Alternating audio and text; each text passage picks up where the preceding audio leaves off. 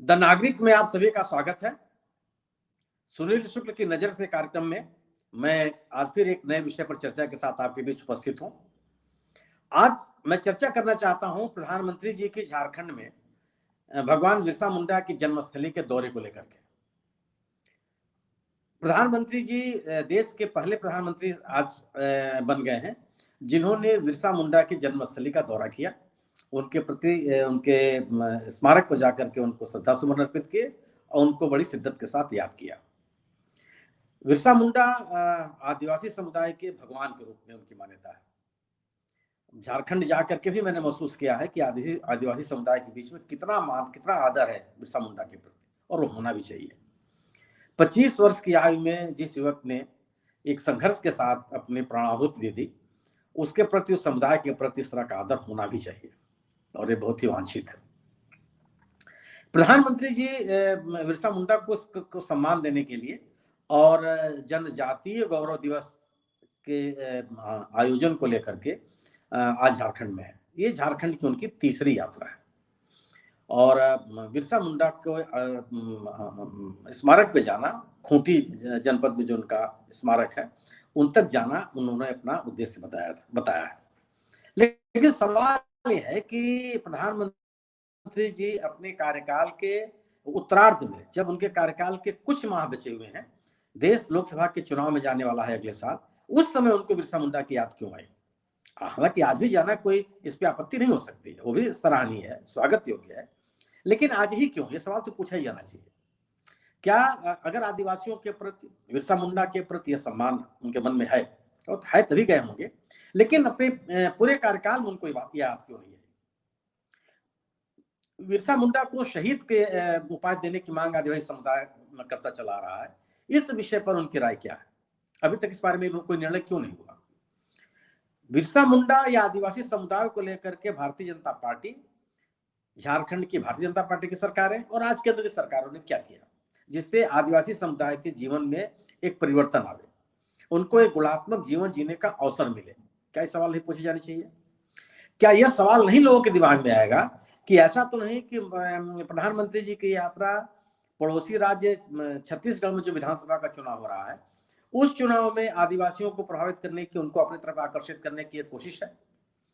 जिन योजनाओं परियोजनाओं का उद्घाटन या शिलान्यास करने के लिए वो झारखंड पहुंचे हुए हैं, चूंकि वो छत्तीसगढ़ में नहीं कर सकते थे क्योंकि वहां आदर्श आचार संहिता लागू है, लेकिन उस प्रतिबंध को झारखंड में लागू नहीं है और उसकी तरफ ध्यान हटा करके आप झारखंड में इस परियोजनाओं का उद्घाटन कर सकते हैं, शिलान्यास कर सकते हैं और ये संदेश दिया जा सकता है आदिवासी समुदायों को कि सरकार आदिवासियों के विकास के लिए बहुत सतर्क है। जो सतर्कता, जो पहल, जो कार्रवाई, जो योजनाएं, जो रणनीति 9 सालों तक नहीं दिखाई पड़ी, 9.5 सालों तक नहीं दिखाई पड़ी, वो आज ही क्यों? क्या लोगों के मन में संदेह नहीं होगा? झारखंड राज्य जब बना, उस राज्य में पहले मुख्यमंत्री भारतीय जनता पार्टी के थे बाबूलाल मरांडी जी। उनका हालांकि उन्होंने अपना कार्यकाल पूरा नहीं कर पाए, दूसरे मुख्यमंत्री जी आ गए, अर्जुन मुंडा जी आ गए। अर्जुन मुंडा जी ने भी लंबे समय तक वहां शासन किया। मतलब झारखंड राज्य में अब तक जो 6 मुख्यमंत्री हुए हैं उसमें से 3 मुख्यमंत्री भारतीय जनता पार्टी के रहे। बाबूलाल मरांडी जी पहले, अर्जुन मुंडा जी दूसरे और रघुवर दास जी तीसरे।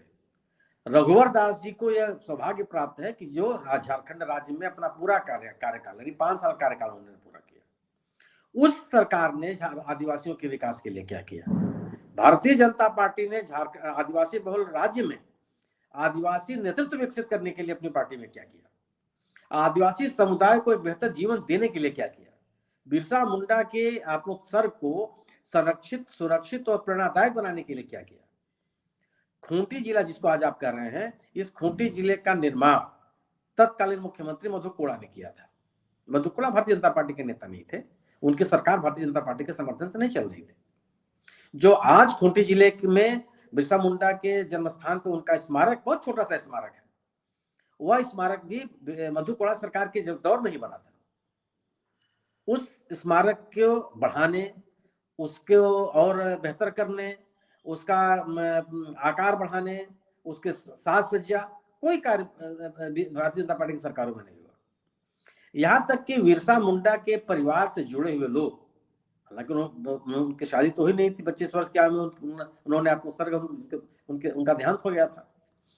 लेकिन उनके परिवार के जो लोग हैं उनके लिए ही बीजेपी की सरकार ने क्या किया या केंद्र सरकार ने क्या किया जो पिछले 9.5 साल से चल रही है, ये सवाल लोगों के जहन में है। अगर आप किसी समुदाय के प्रति, किसी राष्ट्र नायक के प्रति आप सम्मान रखते हैं, तो क्या उनके प्रति ये सतत रूप से लगातार आपका ये प्रदर्शित नहीं होना चाहिए? और अगर वो लगातार प्रदर्शित होगा, आपको उस समुदाय के विकास के लिए आप तत्पर दिखाई पड़ेंगे, तो क्या संभव है कि आपको अपने शासनकाल के, अपने कार्यकाल के अंतिम वर्षों में या उनका जन्म स्थान याद आवे? निश्चित रूप से प्रधानमंत्री जी नरेंद्र मोदी जी देश के पहले प्रधानमंत्री के रूप में चिन्हित हो गए, जिन्होंने बिरसा मुंडा के जन्मस्थली तक जाने की गए और वहां उन्होंने श्रद्धा सुमन अर्पित किया। इसमें कोई बहस नहीं है। लेकिन यह है कि यह जाना उनका क्या उनके बिरसा मुंडा के प्रति केवल और केवल सम्मान का प्रदर्शन है, या इसके पीछे राजनीतिक निहित है, राजनीतिक स्वार्थ है?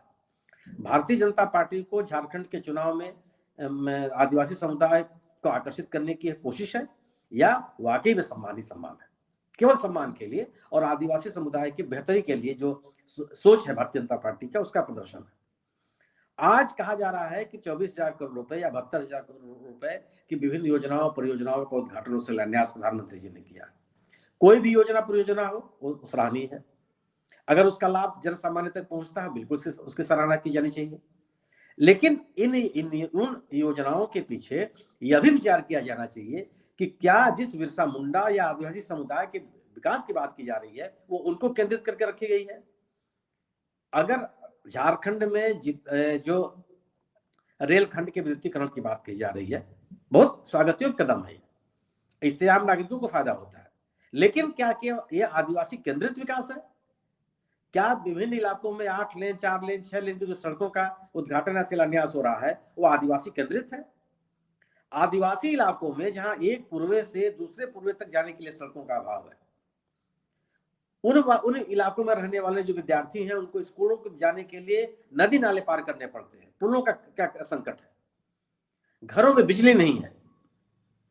वो ऐसे समुदाय के लिए ये 8 लेन की जो सड़कें हैं वो कितना मायने रखती है? वो यह सड़कें समाज के संपन्न वर्गों के लिए या आदिवासियों के लिए, या इन सड़कों से आदिवासियों का कोई लाभ हो रहा हो? अगर जंगल पे उनका दावा नहीं है, जंगल की उपज पे उनका दावा नहीं है, कोई भी कारपोरेट कभी भी उनसे ले सकता है, तो आदिवासी कैसे अपने आप को सुरक्षित महसूस कर सकते हैं? आदिवासियों में एक सुरक्षा का भाव पैदा करने के लिए ही भारतीय जनता पार्टी की सरकारों ने झारखंड में या केंद्र की आज की भारतीय जनता पार्टी की सरकार ने क्या किया, यह विचार का विषय है। और अगर आप अपनी गतिविधियों से केवल राजनीतिक हित की चिंता करेंगे तो समुदाय लाभान्वित नहीं हो सकता। उसको ये कभी नहीं लगेगा कि जो गतिविधियां संचालित की जा रही हैं उससे उस समुदाय विशेष का लाभ है। अभी तक तो ये आप क्या कोई उल्लेख करके बताएगा कि बाबूलाल मरांडी साहब की सरकार ने आदिवासियों के विकास के लिए क्या किया, अर्जुन मुंडा साहब की सरकार ने क्या किया? जो आदिवासी क्रांतियां हुई हैं, जिसमें संघर्ष हुए हैं, उस इतिहास को सुरक्षित रखने के लिए भारतीय जनता पार्टी की अब तक की सरकारों ने क्या किया? कोई ऐसा संग्रहालय विकसित किया गया जहां पे आप जाकर के इन चीजों का अध्ययन कर सके या उससे प्रेरणा ले सके? आज याद आना क्या यह सरकार की सफलता नहीं रही है? ऐसा तो था नहीं कि आपको मौका न मिला हो। भारतीय जनता पार्टी ने अपनी पार्टी में ही, झारखंड में ही आदिवासी नेतृत्व विकसित करने के लिए क्या किया?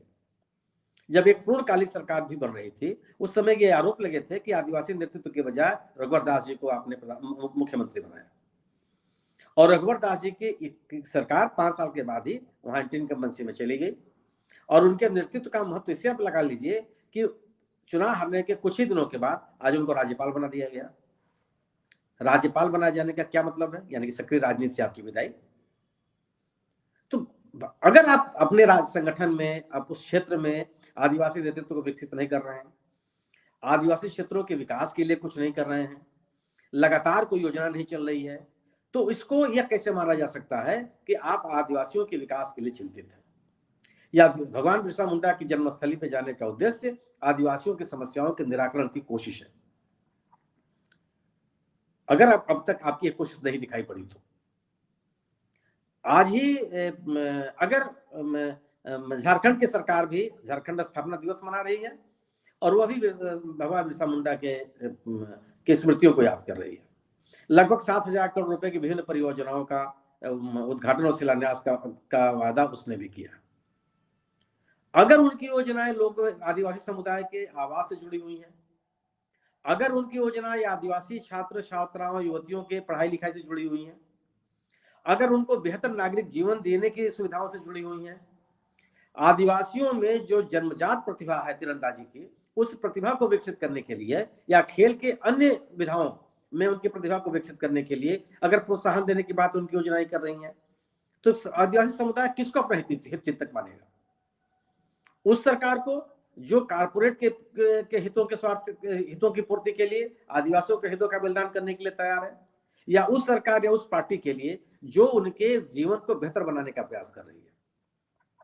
अगर कोई सरकार, कोई पार्टी, कोई राजनेता आदिवासी समुदाय के विद्यार्थियों को आगे बढ़ने के लिए बेहतर शिक्षा के लिए छात्रवृत्ति की प्रावधान करती है, तो किसको लोग स्वीकार करेंगे? क्या छात्रवृत्तियां अब आज ही शुरू की जानी चाहिए थी? इसके पहले नहीं दी जानी चाहिए? और अगर दी जा रही हैं तो कौन सी हैं, कितनी दी गई हैं, कितने छात्र लाभान्वित हुए हैं? जो प्रतिभावान खिलाड़ी हैं झारखंड के, उनकी प्रतिभा को आगे लाने के लिए केंद्र की भाजपा सरकार ने या पूर्ववर्ती राज्य के भाजपा सरकारों ने क्या किया है? ये सवाल पूछे जाने चाहिए, लोगों के जेहन में है ये। हाँ, मैं स्वीकार करता हूं कि बिरसा मुंडा के जन्मस्थली पे जाना एक बहुत सराहनीय कदम है। हमको अपने राष्ट्र नायकों को कभी नहीं भूलना चाहिए। जो समाज अपने राष्ट्र नायकों को भूल जाता है या भूलने की कोशिश करता है, उससे कृतज्ञ समाज कोई नहीं हो सकता। ये सराहना की बात है। और प्रधानमंत्री जैसे व्यक्ति अगर किसी देश के नायक को याद करते हैं तो प्रेरणा की बात है। लेकिन यह भी सवाल है कि आज ही क्यों? आप पिछले 15 वर्षों की, मैंने झारखंड में 15 वर्षों तक सरकार रही है भारतीय जनता पार्टी की, छत्तीसगढ़ में आदिवासियों के विकास के लिए क्या किया आपने? आदिवासियों का जीवन बेहतर हो, आदिवासियों को एक बेहतर नागरिक जीवन मिले, उनके इलाकों का विकास हो, वो विकास की किरणें उन तक पहुंचे, इसके लिए पिछले 15 सालों में रमन सिंह सरकार ने छत्तीसगढ़ में क्या किया? क्या इसका लेखा जोखा बीजेपी को नहीं रखना चाहिए? और अगर आप ये करते हुए पाए गए होते तो क्या आज नए सिरे से इस तरह की बात करने की आवश्यकता पड़ती? जनजातीय गौरव दिवस के दिन तो यशगान का दिन होता कि सरकार ने आदिवासी समुदायों के लिए क्या क्या किया। जो कोयले की खदानें हैं, उनमें खदानों को लेकर कारपोरेट के द्वारा उनमें की जा रही खुदाई, कोयला निकासी और उससे फैल रहे प्रदूषण को लेकर के आदिवासियों ने कितनी बार चिंता व्यक्त की? कितनी बार आदिवासी समूहों ने, संगठनों ने, संस्थाओं ने इसको लेकर के अपना रोष जाहिर किया? क्या किया हो? इन आदिवासी किसानों ने जब किसान आंदोलन के दौरान अपनी साझेदारी, अपनी सहभागिता प्रस्तुत की और सरकार की नीतियों के ऊपर उन्होंने आलोचना किया, उनको संतुष्ट करने के लिए क्या प्रयास किए गए? क्या आदिवासी किसान नहीं है? अगर वो किसान है और अपनी मांगों को लेकर के सरकार के सामने उपस्थित है तो उनको उनकी समस्याओं को दूर करने की कौन सी पहल की गई? उसके क्या नतीजे सामने आए? क्या इस पर चर्चा नहीं होनी चाहिए? बड़े सवाल हैं प्रधानमंत्री जी की इस यात्रा को लेकर के, बड़े सवाल लोगों के मन में है। उनका जाना सराहनीय है और नरेंद्र मोदी जैसे नेता का वहां जाना बिल्कुल सराहनीय बात है। लेकिन अगर यह पहल और पहले होती, हर 2 साल 4 साल पर केंद्र की सरकार बिरसा मुंडा के स्मारक को बेहतर करने का प्रयास किया होती, तो भव्य स्मारक बन चुका होता। उस स्मारक का जो रख रखाव करने वाले लोग हैं उनके भी जीवन में तब्दीली आती, तो नहीं दिखाई पड़ा। तो उनके रोजगार के अवसर बेहतर सृजित किए गए होते तो अब तक पिछले 10 सालों में आदिवासी समुदाय की तरक्की सबको नजर आती, लेकिन वो नहीं दिखाई पड़ी।